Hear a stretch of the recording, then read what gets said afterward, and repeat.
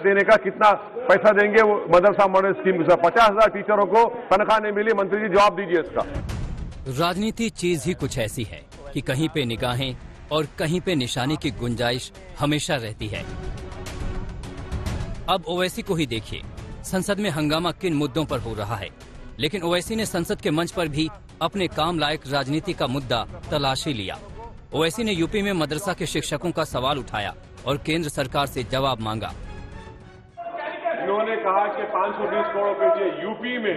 Sir, UP में आपने अब तक 5 साल में कितने पैसे दिए और इस साल में देने का कितना पैसा देंगे वो मदरसा मॉडल स्कीम का 50,000 टीचरों को तनख्वाह नहीं मिली। मंत्री जी जवाब दीजिए इसका। मदरसों में और इसके अलावा जितने भी शैक्षणिक संस्थान हैं उनमें अलग अलग जो हमारे केंद्र सरकार के और राज्य सरकारों के भी एजुकेशनल एम्पावरमेंट की स्कीम्स हैं, उसके तहत लोगों का एजुकेशनल एम्पावरमेंट हो, इसके लिए हम काम कर रहे हैं। जो अलग अलग स्टेट के मदरसे बोर्ड हैं, उन मदरसे बोर्ड और राज्य सरकारों द्वारा जो भी रिकमेंडेशन आती है, उस रिकमेंडेशन के आधार पर हमने जो है वो अभी 3-4 दिन पहले ही जो है वो उन राज्यों की जो मांगे थी उसको हमने अप्रूव किया है और उनसे यूसी आएगा तो उसके बाद रिलीज होगा। यूं तो ओवैसी का यूपी के मदरसे से कोई सीधा ताल्लुक नहीं है। ताल्लुक है तो बस इतना कि उनकी पार्टी यूपी में चुनाव लड़ रही है। यूपी की राजनीति में जड़ें जमाने में लगी है और दूसरी ये कि वो खुद मुसलमान हैं।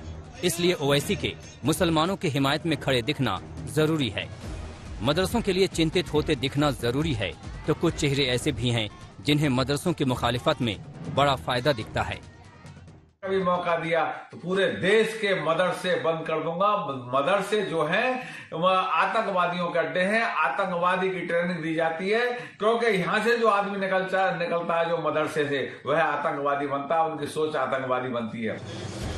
यूपी की राजनीति में मदरसे पर तलवारें पहली बार नहीं तनी हैं और इस बार लड़ाई तो यूं भी बेहद तल्ख है।